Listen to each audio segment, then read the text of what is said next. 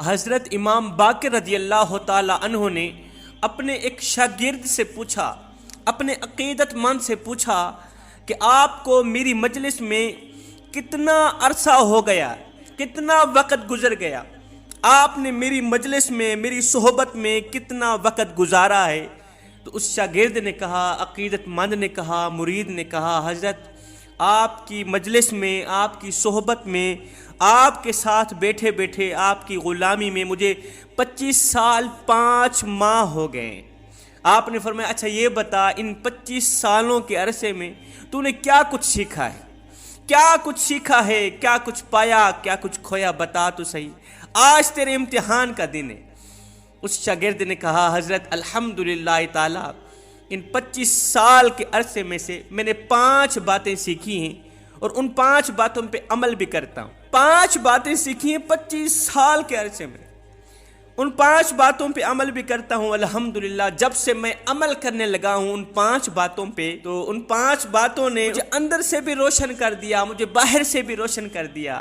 مجھے یوں لگتا ہے جیسے میں دن بدن اللہ کے قریب ہوتا چلا جا رہا ہوں۔ جب سے میں نے آپ کی ان 5 نصیحتوں پہ عمل کرنا شروع کیا ہے نا، مجھے عبادت سے لذت ملنے لگی، مجھے سکون ملنے لگا، مجھے قرار ملنے لگا۔ حضرت امام باقر رضی اللہ تعالی عنہ یہ سن کر حیرت زدہ ہو کر آپ نے سر اٹھایا، اس شاگرد کو دیکھا، اس عقیدت مند کو دیکھ کر پوچھا، او نادان تجھے پتہ ہے تو کیا کہہ رہا ہے؟ 25 سال کا عرصہ گزر گیا، میرے سامنے بیٹھتا ہے، مجھ سے نصیحتیں لیتا ہے، سبق لیتا ہے۔ 25 سال کا بہت بڑا عرصہ ہے، میں نے تیرے اوپر محنت کی، میں نے تجھے درس دیا، سبق دیا، دن رات تجھے نصیحتیں کرتا رہا، جہاں لاکھوں لوگ بیٹھ کر عالم باعمل ہو کے اٹھے، تعلیم یافتہ بن کے اٹھے، میں نے تیرے اوپر محنت کی ہے، میرا خواب تھا کہ تو بڑا ہو کر میرا نام روشن کرے گا۔ اس طرح ایک استاد کا خواب ہوتا ہے کہ شاگرد بڑا ہو کر، شاگرد کے اوپر محنت کی جائے، وہ بڑا ہو کر استاد کا نام روشن کرتا ہے۔ میرا بھی اسی طرح کا ایک خواب تھا، 25 سال میں نے تیرے اوپر لگائے، اور جب امتحان کا دن آیا تو بڑی خوشی خوشی کہہ رہا ہے کہ میں نے 5 باتیں سیکھی ہیں۔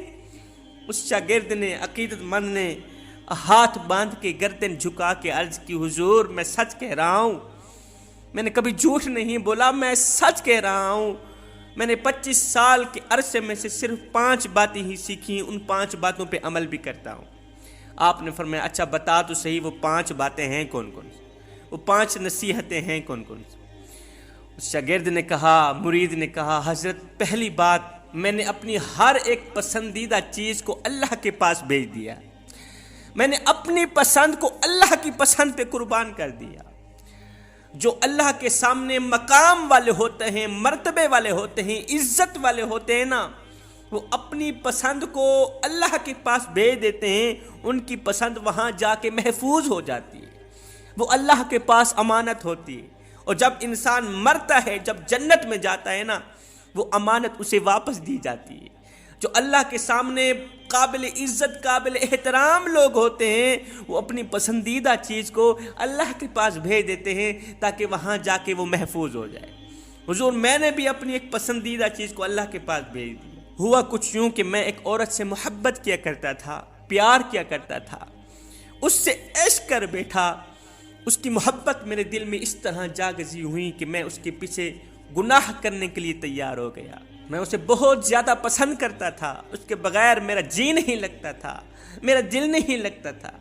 اس کو حاصل کرنے کے لیے میں بہت زیادہ کوشش میں تھا کہ ہر حال میں میں نے اسے حاصل کرنا ہی کرنا ہے۔ لیکن حضور وہ نماز بھی پڑھتی تھی، وہ قرآن بھی پڑھتی تھی، وہ تہجد بھی پڑھتی تھی، اس کے اندر لاکھوں خوبیاں تھیں مگر 2 خامیاں تھیں۔ اس عورت کے اندر لاکھوں خوبیاں تھیں مگر 2 خامیاں تھیں۔ بس ان خامیوں نے مجھے اس عورت سے دور کر دیا، مجھے اپنی پسند سے دور کر دیا۔ وہ پسند مجھے اللہ کے پاس بھیجنا پڑی، اس کی 2 خامیوں نے میری ساری محبت کا بیڑا غرق کر دیا۔ آپ نے فرمایا وہ 2 خامیاں بتا دے کون کون سی؟ اس شاگرد نے کہا حضور ایک دن میں آپ کی مجلس میں بیٹھا تھا، کچھ عورتیں آئیں آپ سے نصیحتیں لینے کے لیے، آپ نے انہیں نصیحت کی کہ 2 عورتیں ایسی ہیں جن کی کوئی بھی دعا قبول نہیں ہوتی، 2 عورتیں ایسی ہیں جن کی نماز، جن کی دعا بالکل قبول ہوتی ہی نہیں۔ ایسی عورتوں کی زبان اللہ تعالیٰ کو بالکل بھی پسند نہیں، اور جس عورت کی زبان اللہ کو پسند نہیں اس عورت کا کوئی بھی جملہ اللہ کو پسند نہیں، کوئی بھی دعا اللہ کو پسند نہیں۔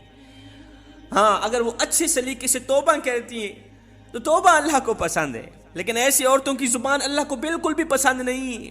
اچھا وہ دو خامیاں کون کون سی؟ آپ نے فرمایا تھا ایک تیز زبان چلانے والی عورت اور ایک غیبت کرنے والی عورت۔ تیز زبان چلانے والی عورت کی زبان کو اللہ تعالیٰ بالکل بھی پسند نہیں کرتا، غیبت کرنے والی عورت کی زبان کو اللہ تعالیٰ بالکل بھی پسند نہیں کرتا۔ حضور ایک تو وہ تیز زبان چلاتی تھی، دوسرا غیبت کرتی تھی، بس ان دو خامیوں نے مجھے اس عورت سے دور کر دیا، اپنی پسند سے دور کر دیا کہ جس عورت کو اللہ بھی پسند نہیں کرتا میں نے اسے پسند کر کے جہنم میں تو نہیں جانا۔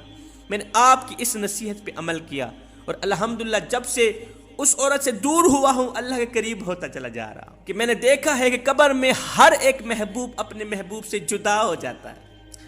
جب انسان قبر میں جاتا ہے اولاد سے جدا، ماں باپ سے جدا، دوستوں سے جدا، ہر ایک یار اپنے یار سے جدا ہو جاتا ہے، بندہ اکیلا ہی رہ جاتا ہے۔ مگر ایک محبوب ایسا ہے، ایک یار ایسا ہے، اگر اس محبوب کے ساتھ دوستی لگائی جائے، یاری لگائی جائے، عشق کیا جائے تو وہ صرف دنیا میں ہی آپ کا ساتھی نہیں، وہ قبر میں بھی آپ کا ساتھی رہے گا، وہ حشر کے دن بھی آپ کی بخشش کا ذریعہ بنے گا، تمہیں ضرور بخشوائے گا۔ میں نے اس محبوب سے دوستی لگا رکھی ہے جن کا نام نیک اعمال ہے۔ میں نے نیک اعمال سے محبت کر رکھی ہے، نیک اعمال سے یاری لگا رکھی ہے، اچھے اعمالوں سے عشق کر رکھا ہے۔ جب ساری دنیا مجھ سے دور ہو جائے گی یہ دوست مجھے کبھی بھی نہیں چھوڑیں گے۔ حضور تیسری بات یہ ہے کہ میں نے صبر کا دامن مضبوطی سے پکڑا ہوا ہے۔ آپ نے فرمایا تھا صبر کا دامن مضبوطی سے پکڑنا، اس لیے کہ جو شخص صبر کا دامن مضبوطی سے پکڑتا ہے نا اللہ تعالیٰ اس بندے کے ساتھ ہوتا ہے۔ جب سے میں نے صبر کا دامن مضبوطی سے پکڑا ہے اللہ کو اپنے قریب پایا ہے، اللہ کو اپنے ساتھ میں پایا ہے۔ اور اللہ جس بندے کے ساتھ ہو جائے، اتنا بڑا بادشاہ جس بندے کے ساتھ ہو جائے، اتنی بڑی طاقت والا قوت والا جس بندے کے ساتھ ہو جائے، ساری کائنات مل کے بھی اسے ہرانا چاہے تو نہیں ہرا سکتے۔ وہ بندہ دنیا میں بھی کامیاب، وہ بندہ آخرت میں بھی کامیاب۔ حضور چوتھی بات، غریبوں کی مدد کرنے والا جو کام ہے نا، غریبوں کی مدد، اس چیز کا دامن بھی میں نے مضبوطی سے پکڑا ہوا ہے، کیونکہ غریبوں کی مدد کرنے والا شخص زندگی میں کبھی غریب نہیں ہوتا۔